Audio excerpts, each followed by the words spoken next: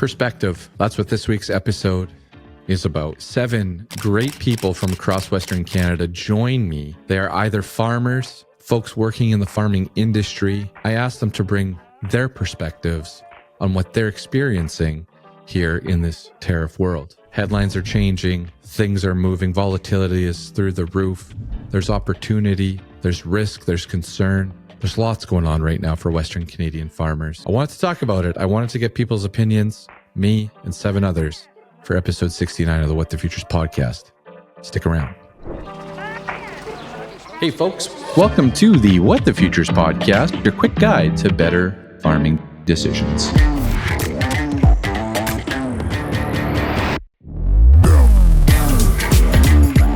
All right, folks, welcome into episode 69 of the What the Futures podcast, of course, recorded in the UPL studio each and every week. UPL, a proud sponsor of the SJHL playoffs. We're going to have some fun here with UPL. Do you guys remember last year we did some giveaways? We gave away products like Battalion. We're going to kick off this spring by giving away 4 cases of Akito, which, of course, is a great product for you to use on your spring barley, spring wheat, your durum, and oats as well. It's tough on cleavers, chickweed, and more. We're going to pick 2 winners, okay? They're each going to get 4 cases of Akito. And I'm also going to slide in a little bit of What the Futures beer. All you have to do, go to our social media. You got to like and share the post, comment on where you farm. That's step 2. And then for a bonus entry, you can tag a farmer. Nice and easy for you. And I also need to add in there, please drink responsibly while watching your crops grow. So this is the Akito Challenge, folks. All right, episode 69 here. I've been thinking about this for quite some time, just to bring in a bunch of perspectives. We've been facing tariffs and uncertainty and headlines and,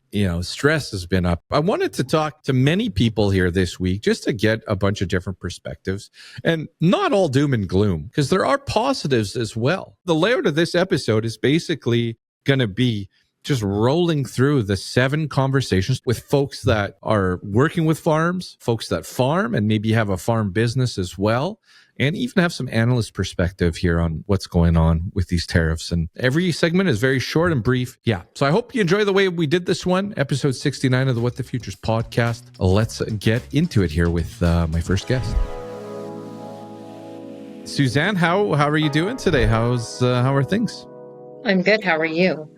I'm doing well, and you are sounding great as well. So, Suzanne, you're first up on this week's episode.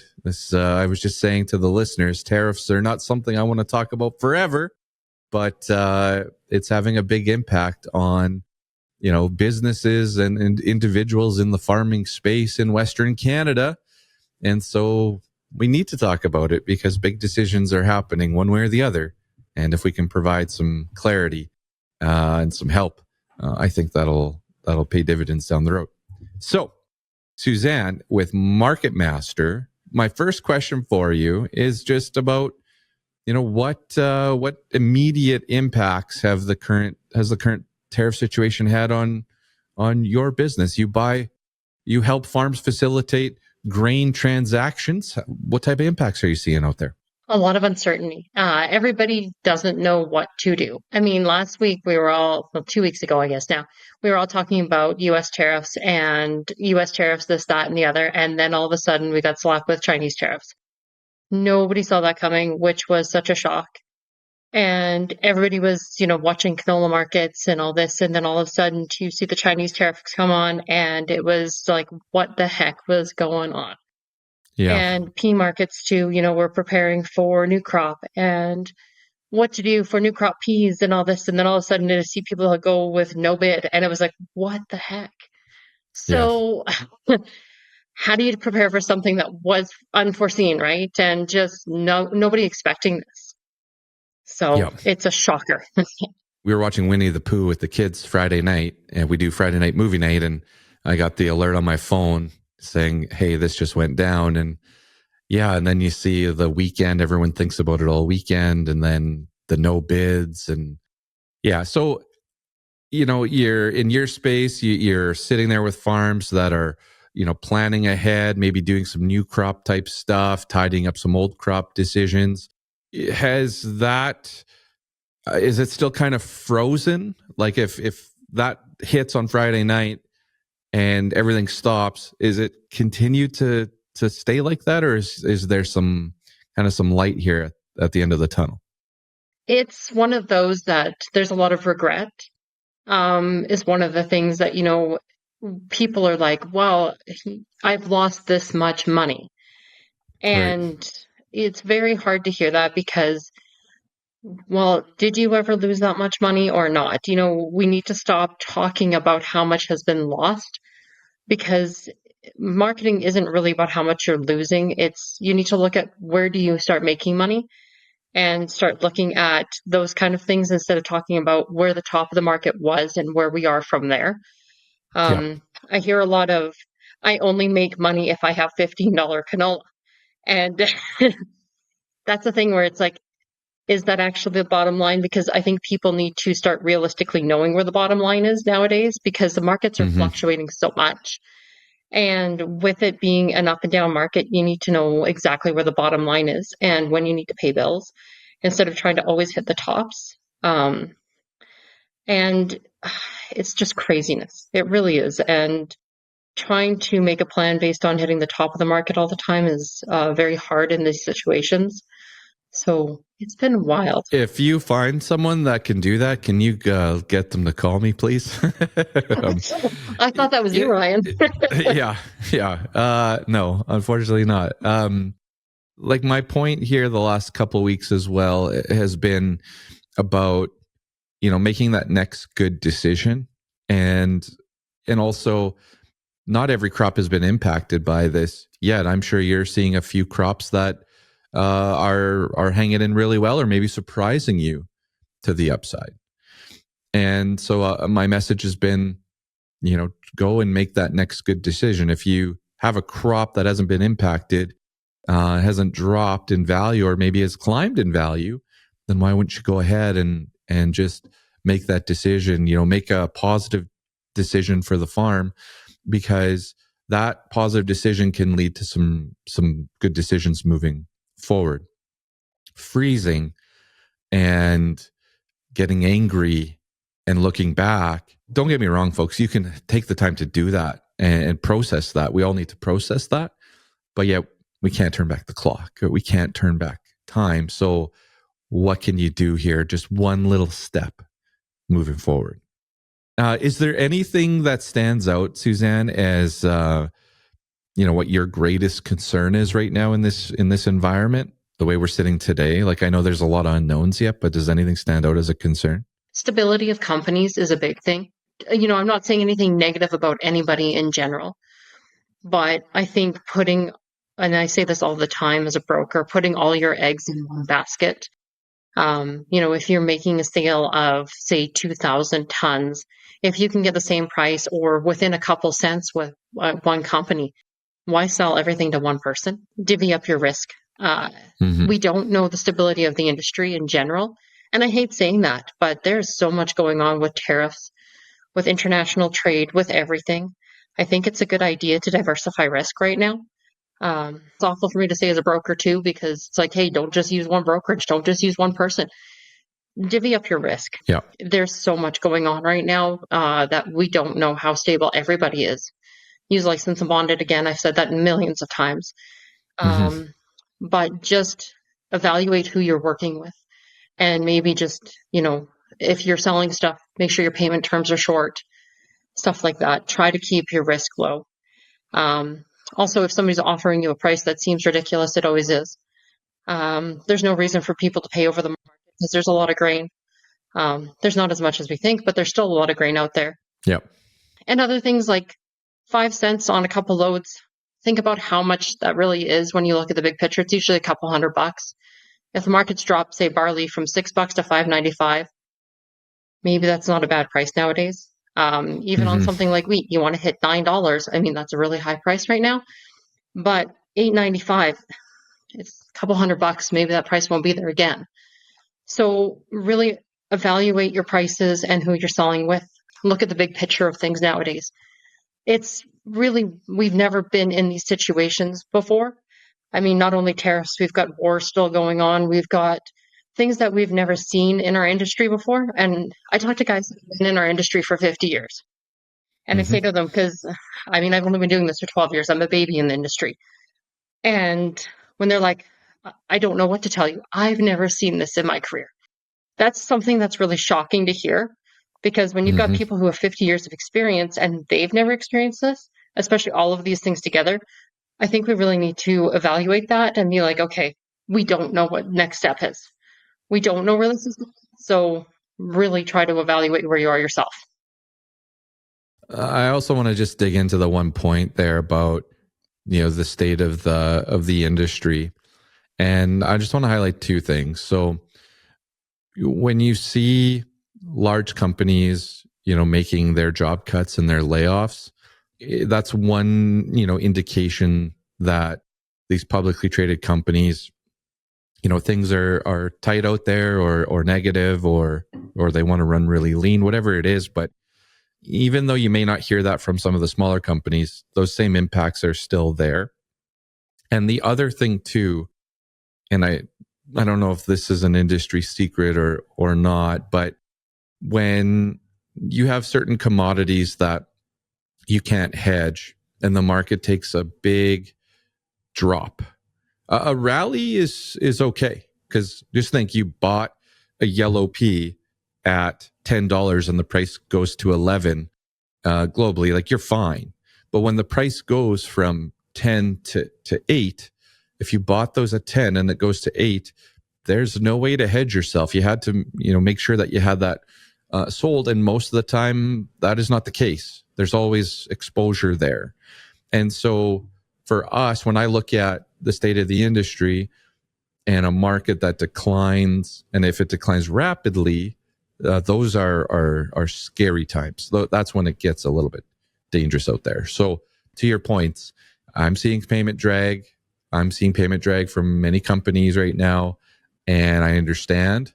And most of them are bonded, but again, good points that you brought up. All right, now let's try to be a little positive here, Suzanne. What's coming across on the positive side right now with where we're sitting today? Is there anything that stands out that you can hang your hat on for positivity? I mean, barley's been strong. I say that, and then I get a lot of flack from farmers when I say that.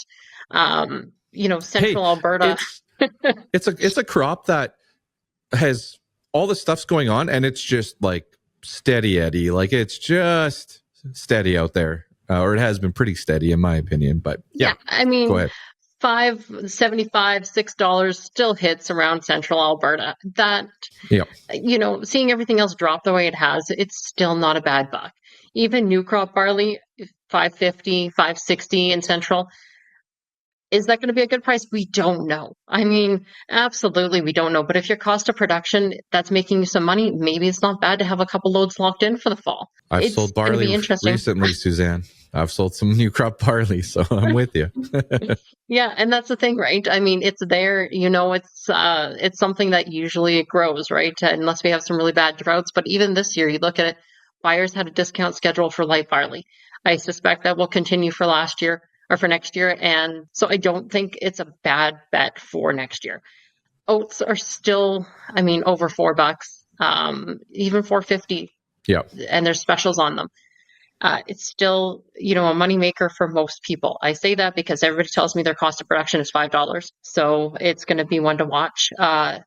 And then white wheat. We're seeing $7.70 picked up in the yard for quite a few areas.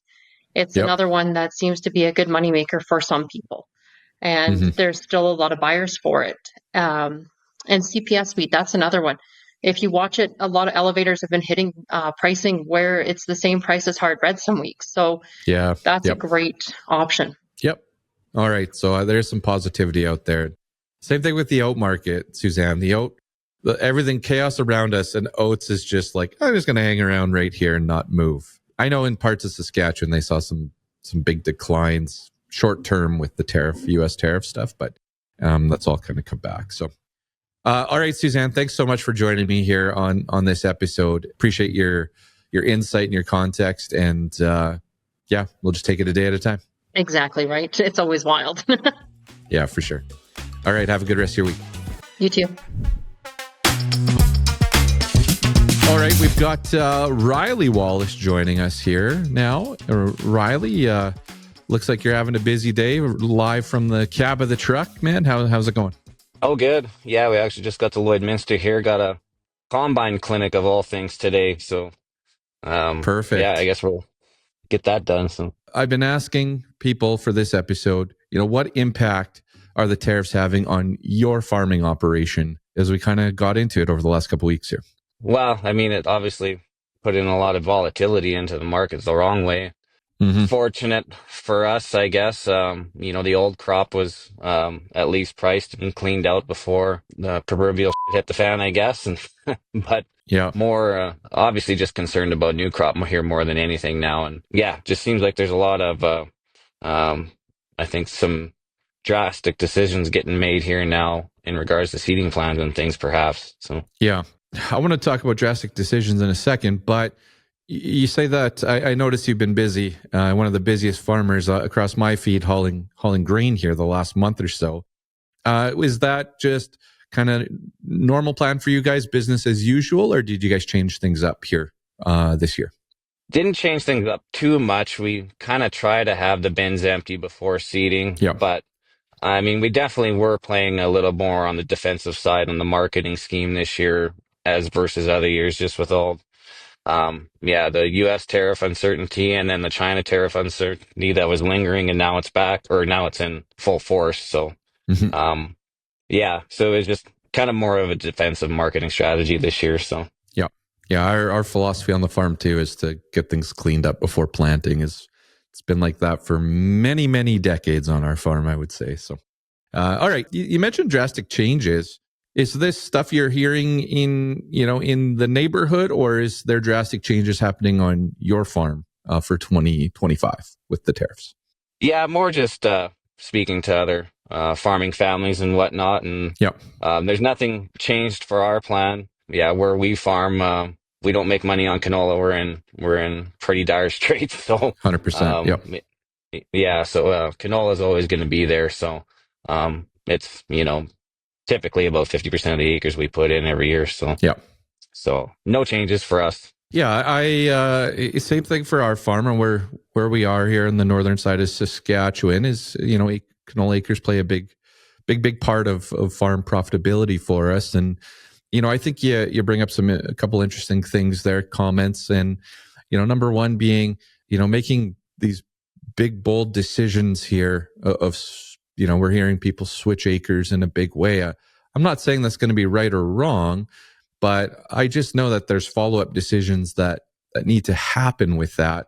And if you are switching into a big switch into a different crop, don't forget about your crop marketing plan, because if everyone's making that switch, things may look a little different in a few weeks. So I think that some good context here is, I look back at back in my career, and making some of these big bold decisions in the past has not really worked out. And I just encourage people to look at the big picture and look at your farm operation over multiple years, even crop rotation over multiple years. Right, when you make some of these changes, can have a big impact on what your acres look like next year and the year after, and so on and so forth. So, all right, so kind of business as usual for the farm. What's your biggest concern right now? As we're in the later part of March here, what's top of mind on the concern side for you?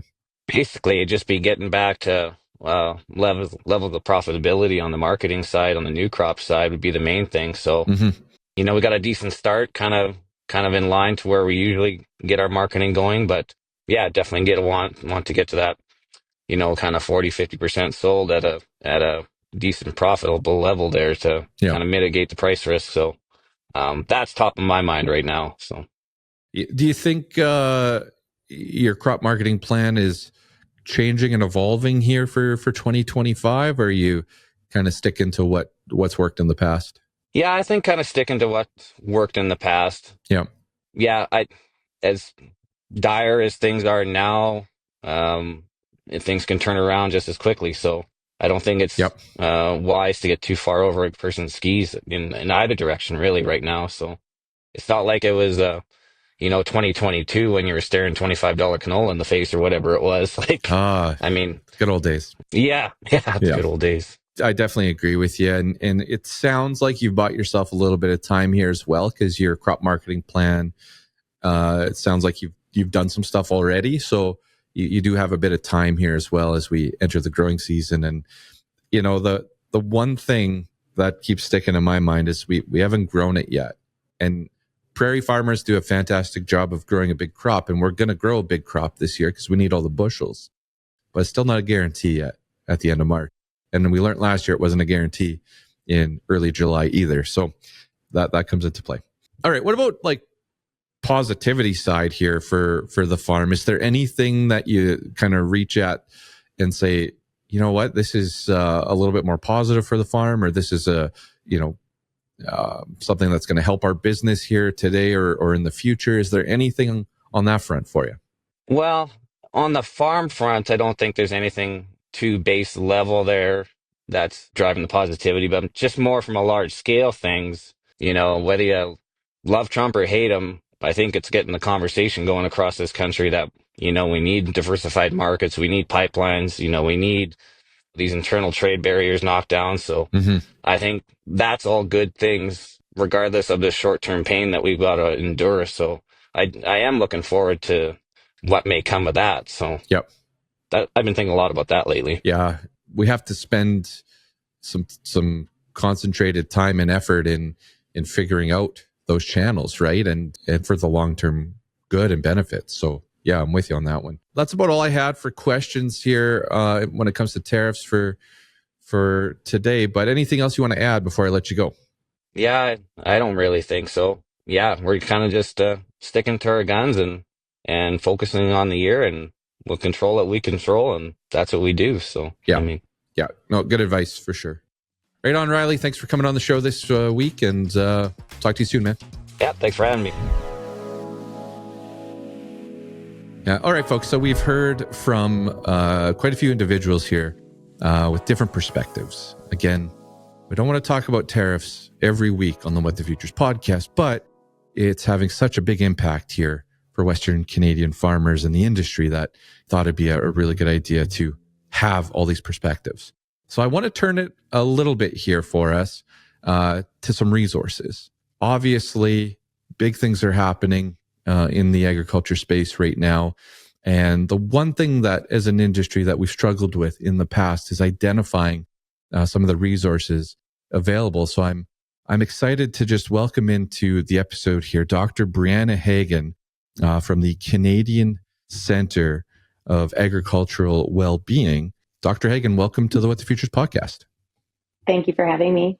I'm just, I don't know if I want to say, relieved, but it is just really, really awesome and special to have someone like yourself, an organization like yourself, available for farmers in this time of need. So why don't you tell us a little bit about what you guys are doing? I think we shorten it up to CCAW? Is that the acronym we're going with? All right. Yep, that's right. Why don't you give us a little bit of a background on what you guys are up to? Yeah, thank you. So CCAW has been around now for just over 2 years, and we are an organization that's national in scope. So we are here to help support some of those provincial organizations that have been doing really good work in the mental health in farming space, and to provide some stability in terms of getting national resources that are evidence-based and farm-tailored. So that's what we've been working on over these first couple of years, and we're thrilled that the National Crisis Line is now available for farmers. All right. So I want to get to the crisis line in just a second here as well, but you mentioned some skills, I believe, and that this has been a project that started a couple of years ago. What has been that focus over the last couple of years? Yeah. So actually, if we go back even further, so almost 10 years of research has kind of gone into the development of these programs and what farmers across Canada told us in this research was that when they are experiencing a mental health struggle or a mental health crisis, they really want the support that's available to them to understand what it's like to be a farmer in Canada. So what we did at CCAW was develop that evidence-based programming that teaches counselors, psychologists, and other people who work in mental health what it's like to live and breathe agriculture in Canada. So the Canadian Ag Literacy Program is available to those professionals, and every professional that works on our crisis line has taken that training so that when someone comes in or calls in, they know what it's like, what those stresses particular to farming are, what it's like to have a crisis on your farm, and what mental health struggles might look like for a farmer specifically. Okay, yeah. Super, super important and relevant. Having to start a conversation about explaining everything you're doing to get to the stress points or what, that is taxing and an obstacle. So I'm really, really glad to hear that you guys have come up with some programming and support for the counselors out there. So, this is available across Canada. You've got professionals spread out across the country then, or how does that kind of work? Yep, that's right. So we have professionals who've been trained in every province across Canada. You can call any time of day. It's a 24-hour service.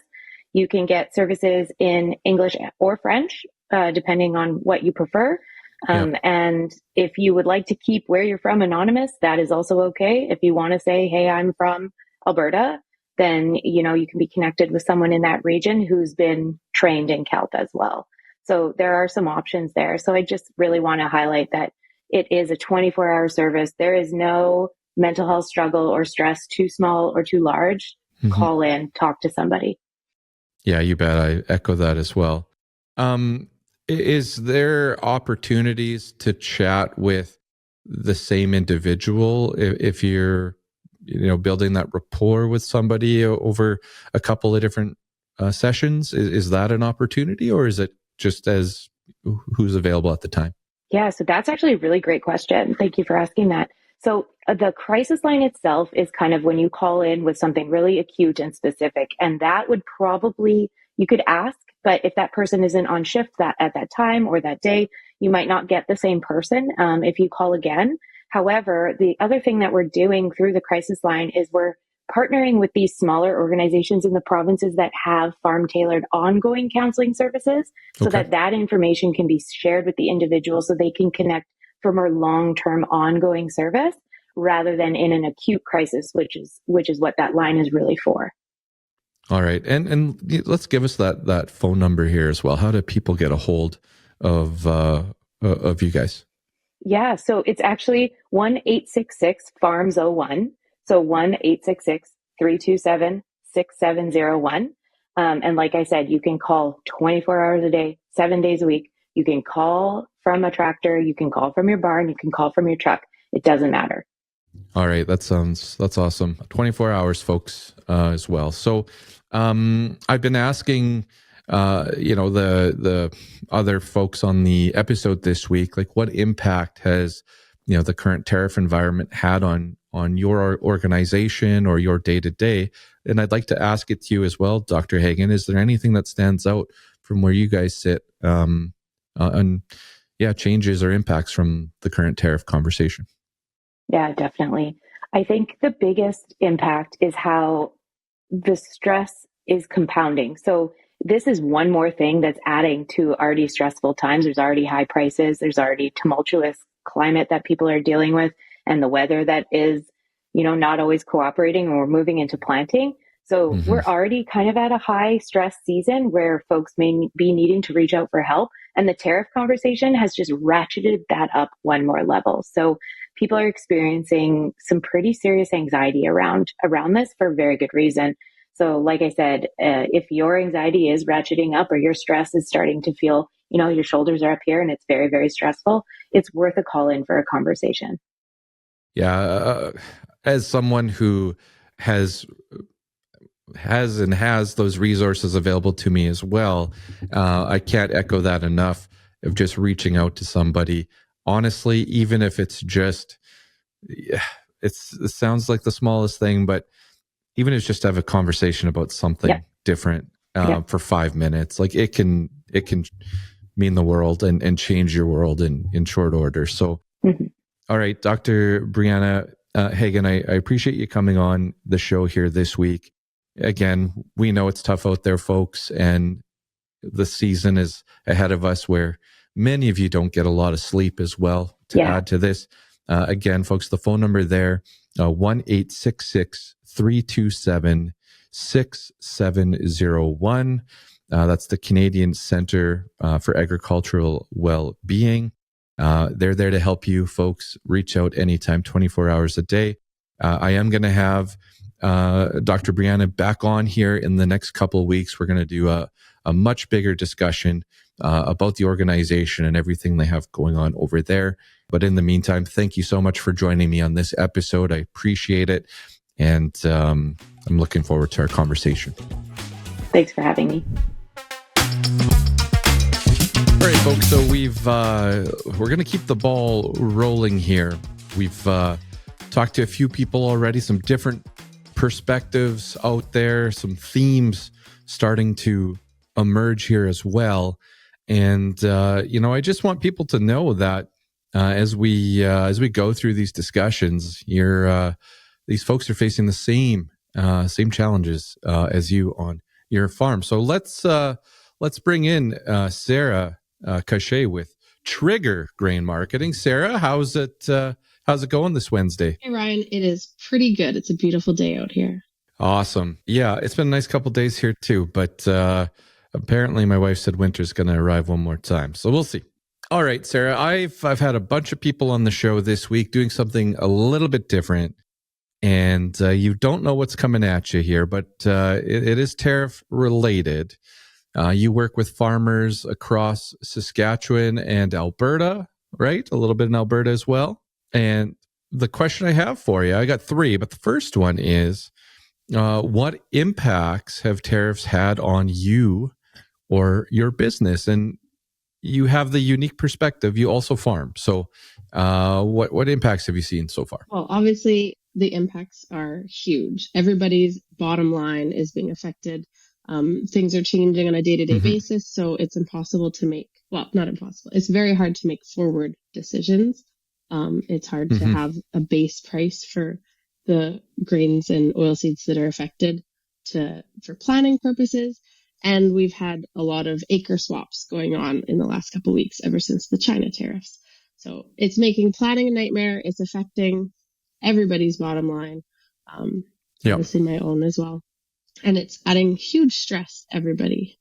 Yeah, we actually had Dr. Brianna Hagen join us from the Canadian Centre of Agricultural Well-Being, a resource for farmers to reach out to in these tough times. They have a 24-hour line available. And so anyways, it's tough out there and it's challenging. Now, if we separate you out a little bit here, so from your farm perspective, have you made any big changes for the farm for 2025, or you've kept the plan kind of steady? I've kept my plan steady, mainly because I'm a wheat and canola kind of girl. So if I had peas in my rotation this year, I likely would have taken them out. Plan is steady, but I made some sales the day that the China tariffs came out that I didn't plan on making otherwise. They weren't in my marketing plan, and I acted quickly and made some sales, which they've been, I think, good sales, but we were forced to move quickly and adapt plan. Sure. Yeah. Fair enough. And when you look at your consulting clients, the farms you're working with, I guess what changes have you seen there? Well, like I said, pea acres swapping out. Everybody's running the numbers again. We'd already run like our break-even cost per acre, like power rankings earlier on in the winter. And now we were just penciling it out all over again in the last couple of weeks and trying to find the crops that are going to be the safest or the potentially most profitable. So, extra conversations. People are scrambling, looking for seed for different crops that they haven't grown before, and researching crops that they haven't grown before to see if it fits into their farm plan. So, loads of changes, busy month. Yeah, yeah, definitely. But going back to running numbers, like it's been a couple of years here where we haven't had to work too hard. Like, ballpark numbers were okay. But with 2024, now 2025, just sharpening up those numbers and knowing exactly where you stand is a good idea here for moving forward. When it comes to crops, like, is there anything, like you said, take the peas out, potentially? Is there anything that kind of stands out for you from what crop farms are looking at? Yeah, surprisingly, oats make sense, I think, for 2025. I have people that haven't ever grown oats before that are swapping them in because they were able to get some pretty decent new crop oat prices. They pencil pretty good as long as you get some yield. And flax that people haven't grown in a few years. It's made sense to swap some flax acres back in. Yeah, the word of wisdom I'll have is, and like you said, people were contracting some oats, but if you're going to make the swap, don't forget about the crop marketing side. So I know Sarah's got your back on that one, but that's the one thing that frustrates me is make a switch and then do nothing. And it's like, wait a minute. Other people made the switch too, like acres are evolving, but. Yeah, I had one grower that actually, he set a target on some oats before he even had them in the crop plan, just to see if he could get the value that he needed. And then once the target triggered, then his oats are now actually going to happen. In the plan. All right. Yeah. Sounds good. My second question here is, what is your greatest concern in this environment right now? Like, is there anything that's kind of keeping you up at night or bothering you the most here during this tariff trade war we have going on? I mean, it's really hard to pick one, but there's definitely been more lost sleep than I normally experience. I'm concerned about the canola industry, and I think that there are some like glimmers of hope to be found. Like, it's not going to be all doom and gloom, but we can't really afford to have China tariffs, US tariffs, and no biodiesel credits going on. I feel like we can afford to have one or maybe two and still see some decent, profitable canola prices. But if we have all three of those, it's very concerning. And right now, all three of them are up in the air. So it's so hard to make any decisions. Yeah, I'm with you. Like, my biggest concern is still the biodiesel, the biofuel policy. Like, if I put my concerns in order, that's number one for me, because I just view it as very slow to change. Whereas tariffs, even last night I read an article, about China wanting to come to the table on a free trade agreement with Canada. Like, again, we're not going to go into all the implications that could have with our neighbors to the south, but there's tariffs to me they move around, they're negotiable. As we see with Trump, they're in and out, and I view them as more temporary. So I think tariff announcements can have big down days like we've seen, but could also lead to big up days as well when they're reversed. But policy, to me, that takes more time. Yeah. And I mean, the biodiesel could be our, like I said, glimmer of hope through all of the tariff garbage, but it's just not there right now. Yeah, exactly. And again, folks, I've said this already in the episode, but just buying yourself a bit of time here, not rushing to big decisions in times of duress. It often does not pay. So, all right, Sarah, I want to be positive here. You know me, I like to spin some positivity around this. So, what positives can you kind of take away from this experience so far? What stands out? That's a tough one. I do think that everybody's getting more educated, and like more outspoken. Like, our farm groups and farmers are starting to realize that like we need to like make our voices be heard and kind of group together a little bit. And even on like a broader sense, like with all of the Canadian tariffs, I think there's a lot of like unrest within Canada, but it's definitely been good to see like everybody wanting to buy Canadian and like look out for Canadian interests first and foremost. So Yeah.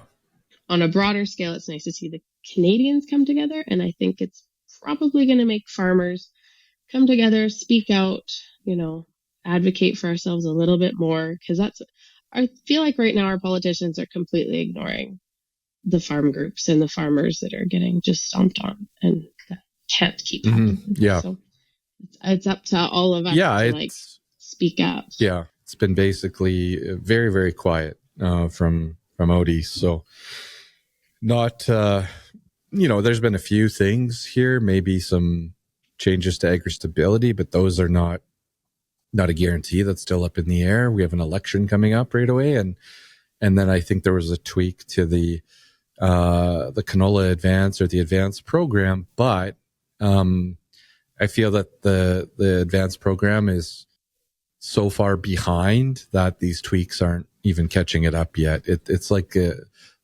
advanced program's operating in 2015 and we're 10 years down the road here in 2025. So and I think agri-stability is the exact same. They said the numbers hadn't been updated in 20 years. So I think and it's lost so many growers over the last few years just because it hasn't been worthwhile for people. I don't think agri-stability is the way to show up for farmers right now. They need to do a lot better than that. Well, I read a statistic. I think it was 25% of farmers are actually in agri-stability. I don't know if that number's gone up or what that looks like, but I know in my conversations over the last 5-6 years, it was definitely coming out. And it's a far from perfect offering as well, where down south of us, I think checks hit the bank accounts this week, right? So, I know it's immediate, and we're so slow and so far behind. It's very frustrating. That's not very positive, but I think it can become Sarah. Positive if we all coming together. You started with coming together, and then we went down a bit of a bunny trail there. So,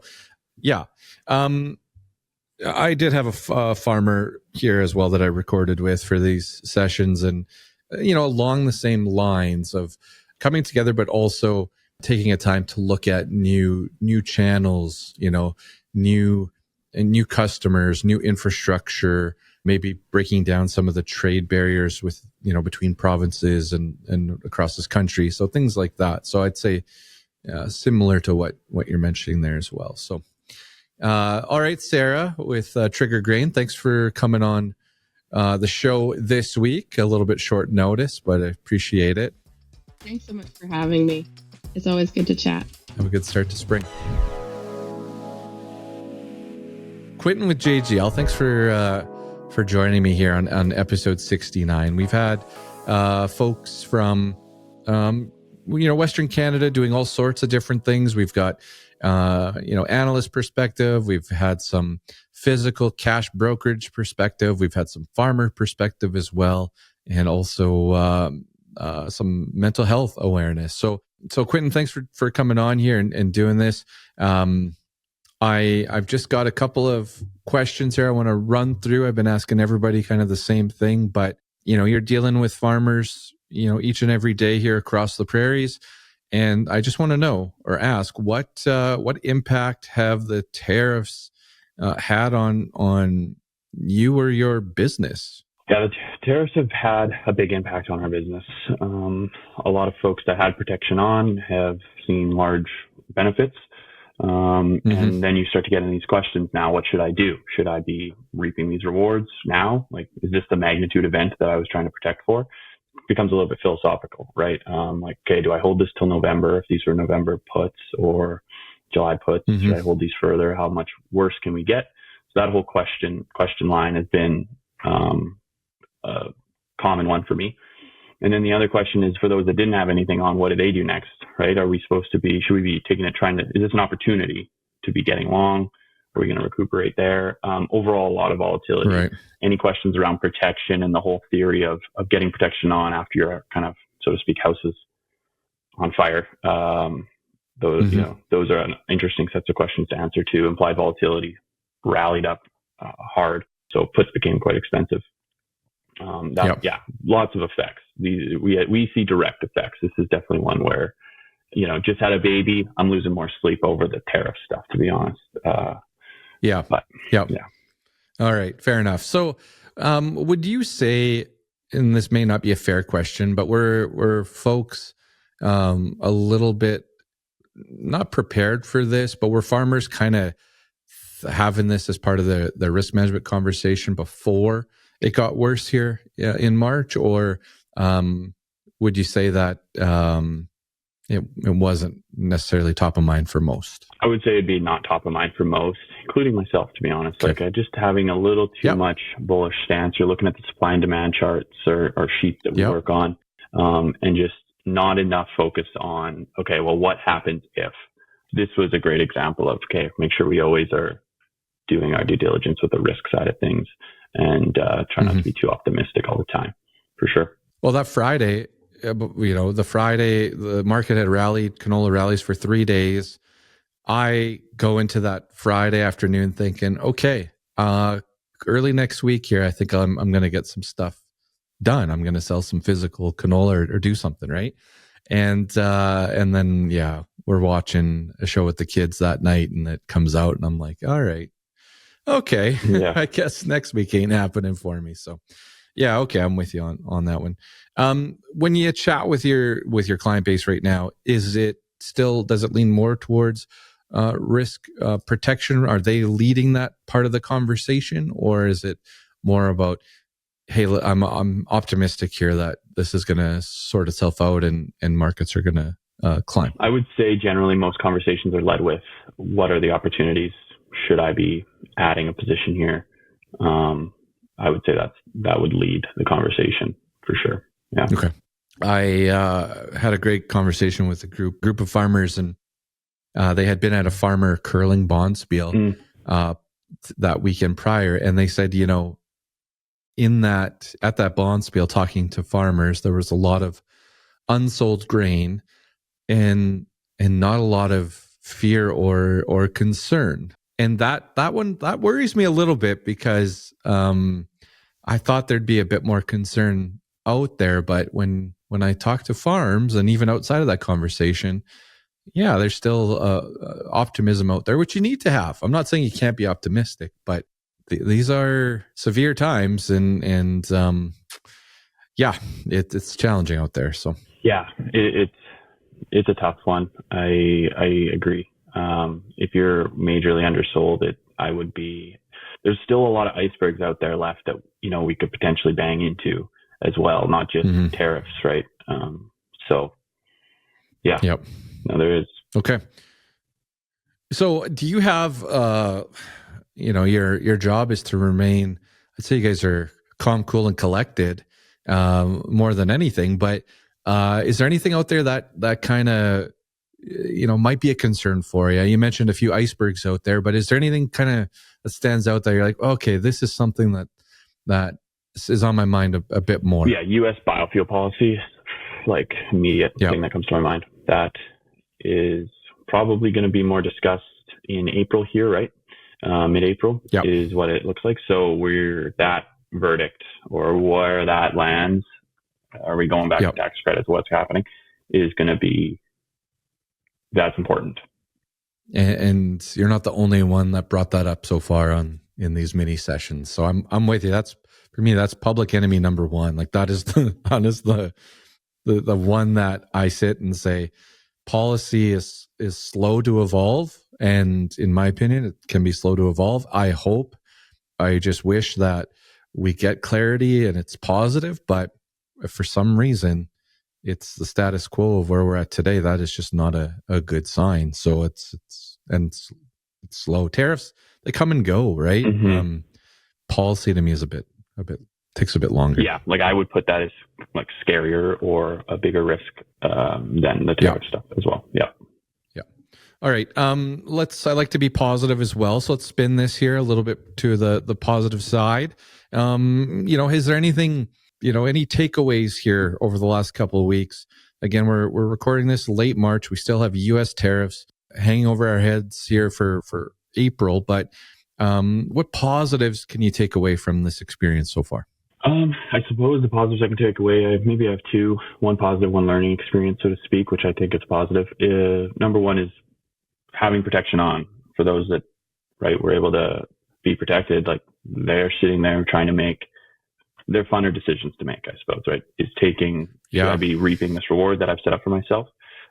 That's a much easier decision or a better decision to be making if it's a funner one, more enjoyable than, questioning what should I do now if you're sitting there in a tougher situation. So that's been fun and, enjoyable and easy to be like, this is exactly why we do this. Right. I remember, this is why we purchase puts or have some downside protection, excuse me.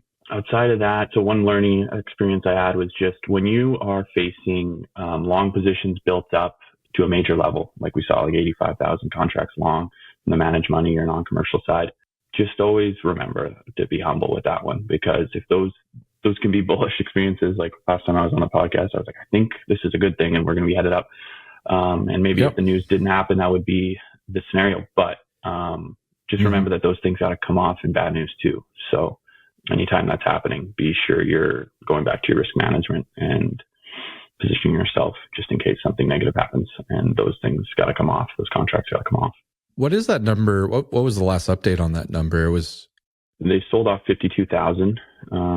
Okay. And now the number is sitting at negative 29,000. So short 29,000 contracts, that's a neutral-ish number in my opinion. But it's the rate of change in that discussion.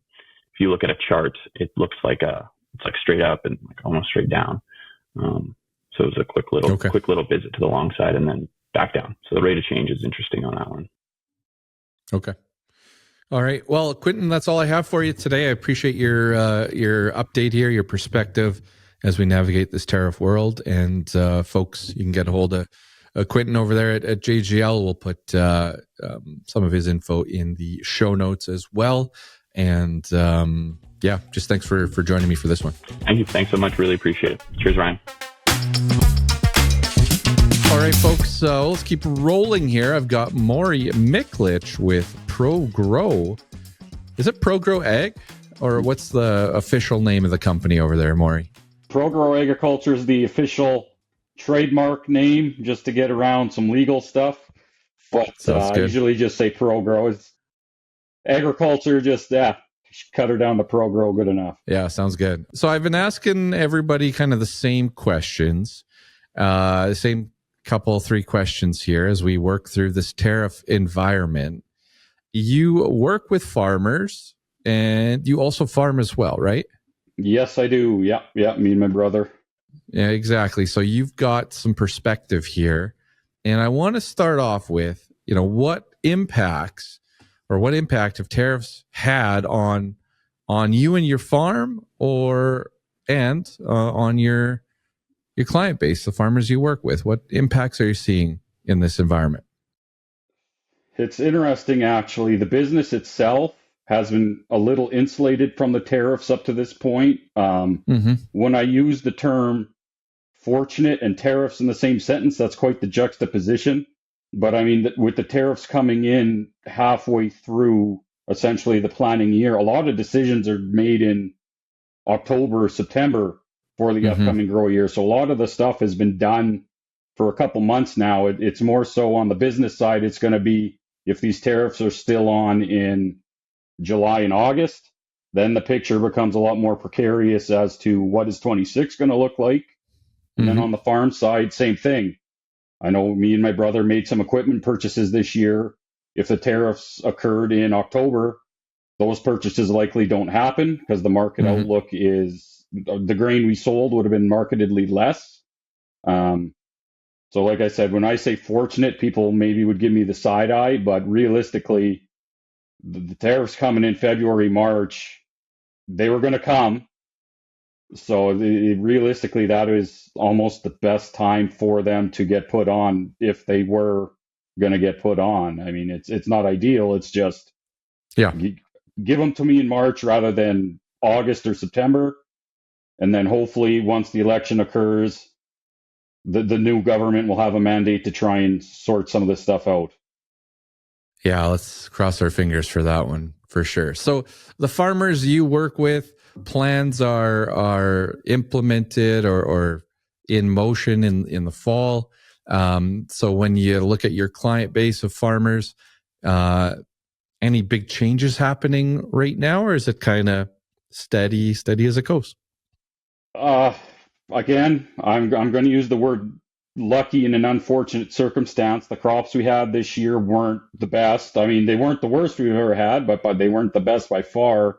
Mm-hmm. That left farmers with some higher soil fertility residual found in the fields. So some guys have been fortunate. They don't have to apply what they have in years past. They're going to be able to kind of lean on that soil residual bank. So that saves them some money. And then for the most part, for the guys who bought early and kind of avoided this pricing upscale throughout the season on fertilizer, I would say things haven't changed a whole ton. We need to scrounge every single bushel we can.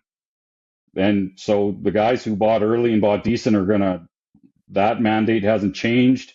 Yeah. As we creep closer to the spring pick, spring pay guys, when you're looking at $115 an acre and just fertilizer, naturally there's likely going to be some adjustment on call it $8 wheat and $12.50 canola. I mean, the risk proposition there is outrageous. Like, you really gotta know what field's going to respond to that and that sort of thing. So I would say the closer we get to spring and the guys who still haven't bought, it's going to go from business as usual to squeaking as many bushels out of a limited ton as we can. So the further we go, I don't see any real way around that. All right, so you're helping farms on the fertility side manage the fertility side. I got to ask, what is your greatest concern here in this current environment that we're experiencing? Honestly, for me, it's if the American tariffs come in, China still has an ace up their sleeve on if they actually tariff canola seed. Well, we don't want to talk about that, but yeah.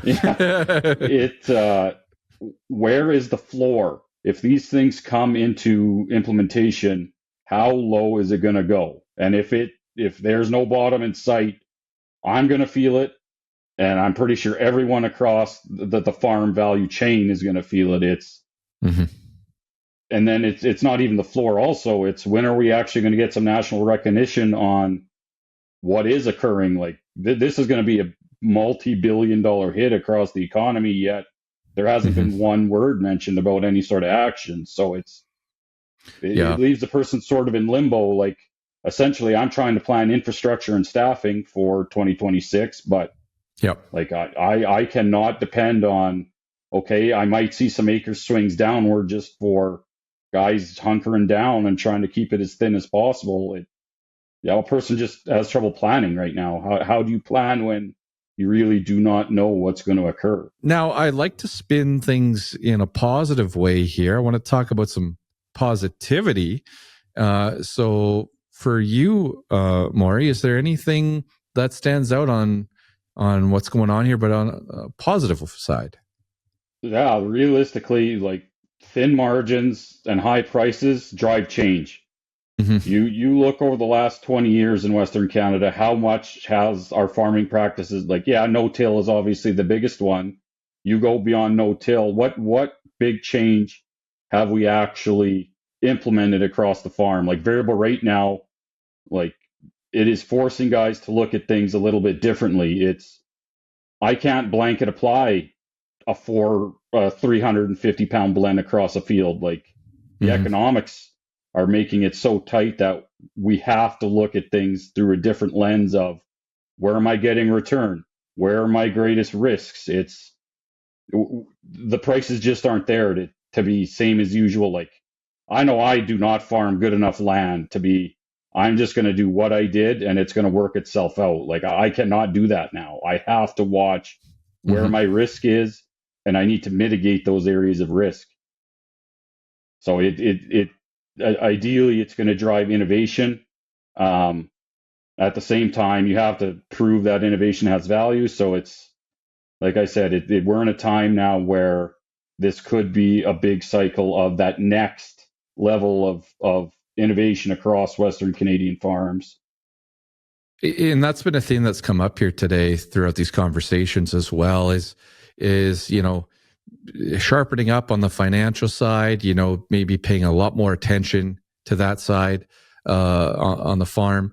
When opportunity presents itself, not letting it pass, but also, efficiencies, figuring out how to get to that next step or survive into that next year. I don't like using the word survive, but I'll throw it in there.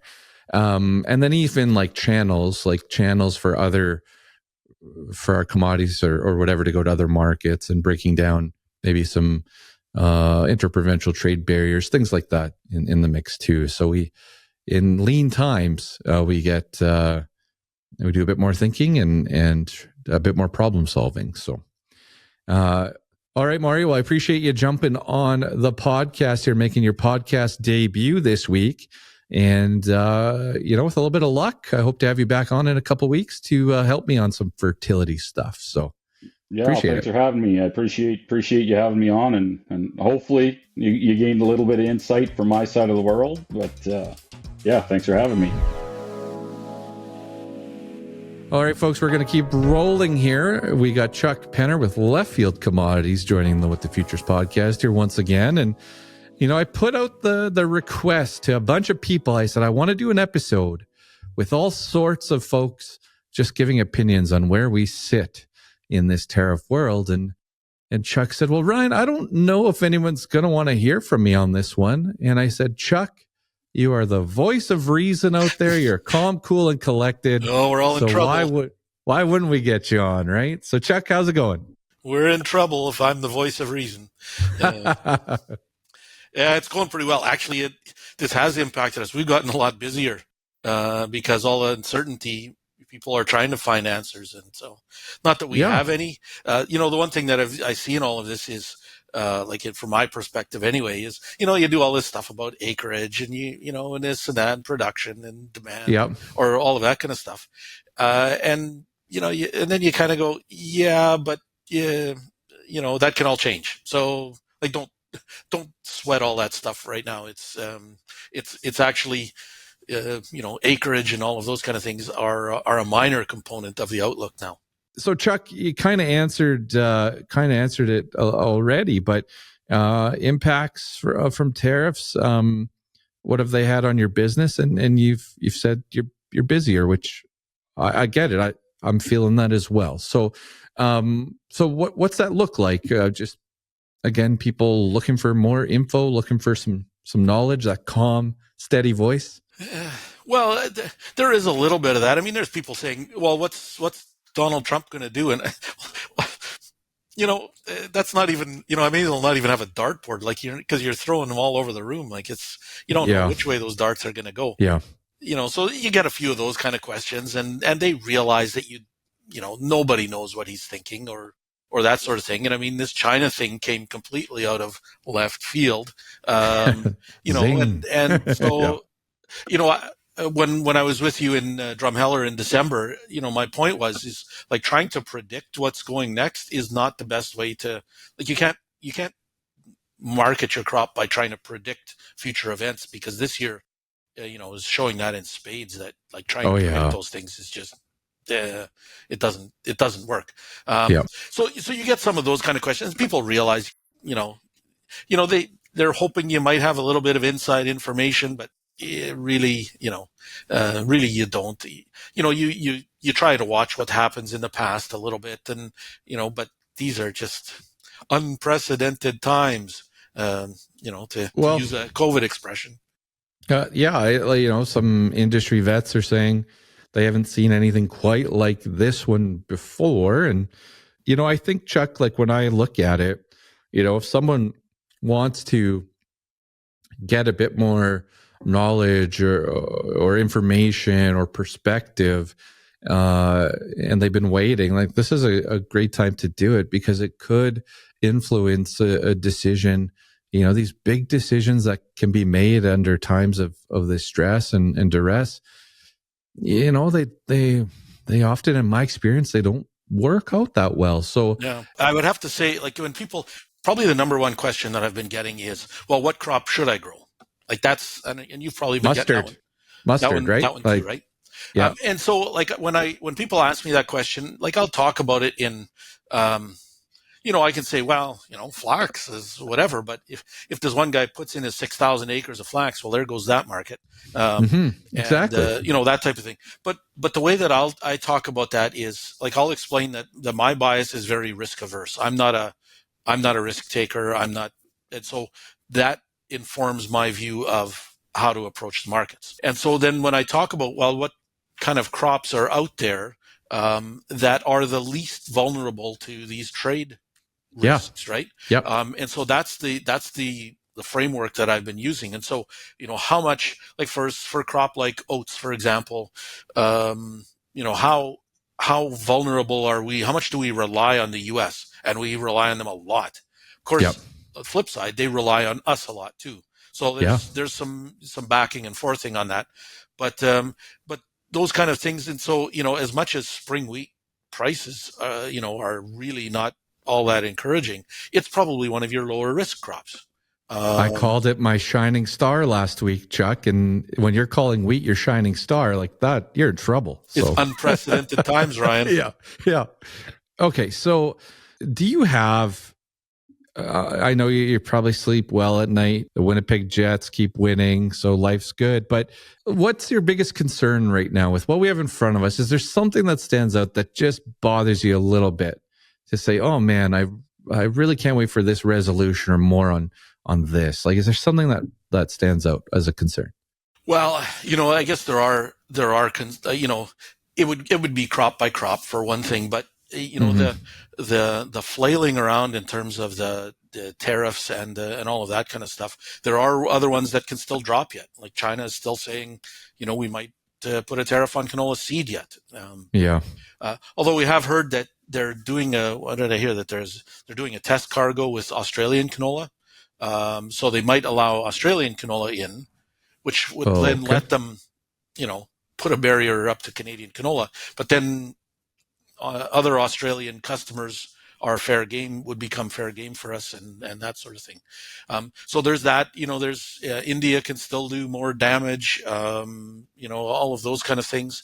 But it's, those are the kind of things that make me a little bit concerned. Here's one that I really would rather not talk about, but for things like, for some of these production contracts, and things like that, if these buyers, and they didn't see this coming either, but if they... I know what you're going to say. Okay, what am I going to say, Ryan? Force majeure? Are you going with force majeure? Your French is better than mine, yeah. But yeah, that's a real concern. And I know people have been calling their buyers and, trying to figure this out. And I mean, the other thing that we're seeing too, though, is, talking to somebody, and it was about the flax market in particular, and figuring out who's paying the tariffs. So, but it's getting down to, okay, they're making contracts now for fall delivery of flax, let's say. And so they're talking to their U.S. buyers. So they're working out those details on a contract by contract basis, with terms in there for, with tariffs and without tariffs and things like that. And some of those are being negotiated in a way that the U.S. buyer is picking up the cost of the tariff. Okay. So it's like one of the things that we've talked about, John and I have talked about a lot in this, is thinking about a little bit in terms of 21, 22 when we had the big drought, and then you had $11 oat prices, right? Yeah. Well, those oat millers ate the cost of those $11 oats. Then they passed some of it on to consumers, but really, like the farmers, it didn't kill a whole bunch of demand. And so, there's room for some of these anyway, especially with some of these, the portion of the crop cost, the wheat and the loaf of bread, whatever, is such a minuscule part of it. These food makers will probably use the situation to their advantage. I'm sure they're going to come out just fine and dandy out of the whole thing, but it may not all come back and, hit us in the face here. Time helps, right? Time, when you get these big things that happen, these big negative headlines, if you give it time, markets will sort themselves out. And you may not be happy in the in the 6-month window or 1-year window or 18-month window, whatever it is, but they sort themselves out, and that's what they do. That's what markets do. So, yeah.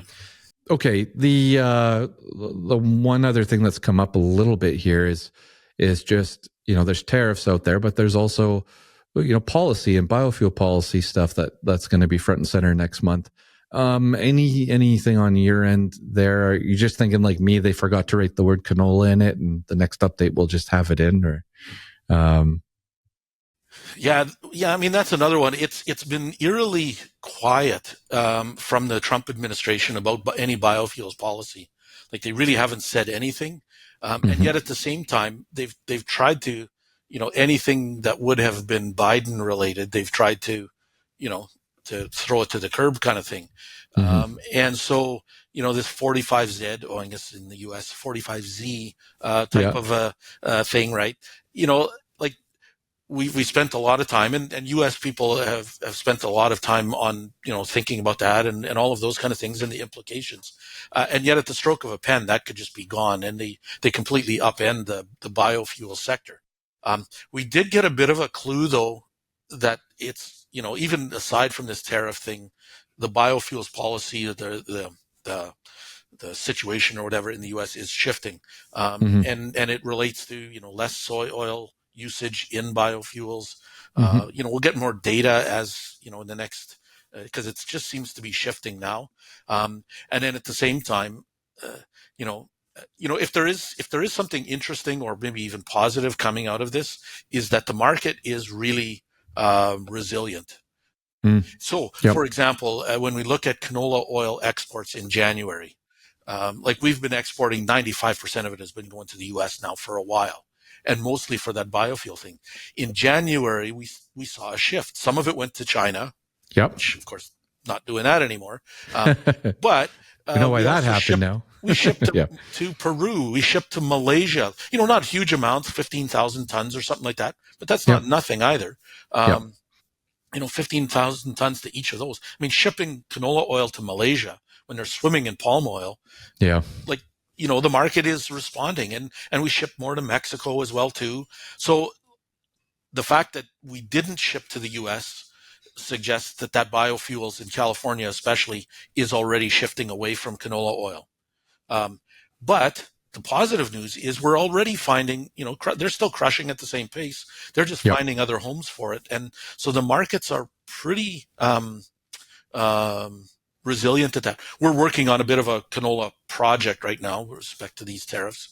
And one of the things we go back and we look at precedents and things like that. So in 2009, when there was salmonella, that was before your time, Ryan. When there was salmonella restrictions on Canadian canola meal going down into the U.S. So they shut down, U.S. shut down imports, canola meal imports from, I think, about 5 or 6 plants. And so you see what happened to Canadian canola meal exports during that time is suddenly, now we're starting to ship to China, which we hadn't done. We're shipping to Thailand. We're shipping to Vietnam. As we look at this, like, at first you go, holy smokes, we're going to get 25% less for all of our crop because that's the tariff. And then you start to think, well, okay, but the market can respond this way and this way and this way. So, if there is still not great, it would be better if it wasn't there, but the market will respond and find homes for things. The meal, the oil, the seed, we'll be able to find homes for it. We may need to do it at a bit of a discount, but even in some of those cases, not much of a discount actually. So yeah. And if it is, it may be for short term, right? It may be for short term. So, again, we respond by planting less canola. We haven't grown this crop yet. We don't know what we're going to get for production. Like, this stuff changes in a hurry. So, yeah. All right. Well, I had a question for you about positives. You already put one out there. Anything else positive to come out of this experience? I think that was a great one already, but is there anything else? Here I'll put a plug in for the growers associations and things like that do market development work. The work that's been done trying to promote canola meal, for example, in Asian markets. We may not have seen big shifts in canola meal to countries other than the US or China. But that work has already been done. And so we're not starting from ground zero with respect to market development. It's not like you need to spend months now trying to say, hey, we have this canola meal. Do you want to try it? And that sort of thing. So, those kind of things, I think that, people complain about, well, you're spending all this money doing market development and you don't see the impact right away or the benefits. But you don't know what's going to be coming down the pike. And so, here we are. And so some of these countries, may have some interest in doing that. Did you know, for example, that Israel imports, I think it's about 200,000 tons of canola meal a year? Really? Really. So I don't know if I don't know if our relationship with Israel is great right now. But I was going to say, you're getting real, like we talked politics today on this episode, but now you're bringing that in here. Like, holy smokes, Chuck. I don't know if we can handle this. Oh man. All right. Well, that's great. Thanks a bunch for coming on this week as well and giving us some perspective. Last thing for you, wheat is your safer crop, we'll say. I think those were your words. Safe but boring, yeah. Yeah, safe and boring. Yellow peas are the ones, and maples is scaring me right now. Do you have one that stands out for you as the high risk? As high risk? Or the scariest one out there? Yeah. Aside from those, I mean, I'm worried about the ones where, we're dumping acreage into there now. And so we've already seeing that in green lentils. We're seeing those bids really come off and starting to see some buyers go no bid on green lentils. Oh, okay. So that's a real warning signal, right? So that could be one where we overproduce for that market, and then it's tougher to get rid of them. All right. Well, thanks again, Chuck. Really appreciate it this week. Thanks a bunch for coming on. You bet. I was, of course, talking earlier throughout the episode about the impacts here of tariffs. I look at the opportunity side as well. And sometimes when you have, these short term or maybe it's quick events that happen, negative events, I would say if there's been an equipment transaction on your mind, or you're looking at, efficiencies on the farm, honestly, having a conversation with your John Deere store and your salespeople over at John Deere, you never know. You never know when it's the right time, when things line up for a good opportunity. So say, just don't forget about that. Sometimes it happens when you least expect it. Well, time for my own shameless plug here for the Lunchbox crew. And we are closing the books here, closing the group off midnight on March 31. So that's the day. You got all day, March 31, to get in to the Lunchbox crew. But after that, we are closing it for the year. Okay. We for me to provide what I want to provide to the crew, I need to close it off. And it doesn't mean that you can't get in the future. Like maybe if someone leaves or something like that, we'll consider letting, another farm fill that spot. But that'll be basically it here after March 31. I'm not here to say that every farm in Western Canada, should be a part of this, but I'm just really, really happy at where it's at. I know the needs of the group, and in order to fulfill those, this is an important step for me to close it off. So if you want to join the Lunchbox crew by March 31st here, you can go to ryandenis.ca to check it out there. You can email me, ryan@whatthefuturespodcast.ca. I'll help answer any questions. It is my version of crop marketing, and it is different than what is currently out there in Western Canada. If you want to talk to a Lunchbox crew member, again, the time is ticking here. Yeah, we can certainly hook you up with somebody there as well. Again, love to work with a few more farms here in Western Canada for 2025 and beyond. And we will be closing it off here Monday, March 31st at midnight. Well, I feel this episode was packed with great tips and perspectives. So there's no eating your veggies this week. There's no, what's on my mind in crop marketing. It is all very much in there. for this week. So again, thanks for hanging out here on episode 69 of the What the Futures podcast. Share this with a farming friend, colleague. I'm seeing some good things on my side from your help. You're sharing this episode with other folks, or these episodes, and certainly seeing it on my end. So, which is a lot of fun. There's also some help in here as well for folks. There's resources in some of these episodes, so don't discount that on getting that information to folks in your farming community. It may help them as well if they're facing some tough times or some uncertainty. Okay, so thanks again, folks. Again, it's a pleasure here, and pleasure's all mine. So let's. I'll just say here, I'm out for episode 16.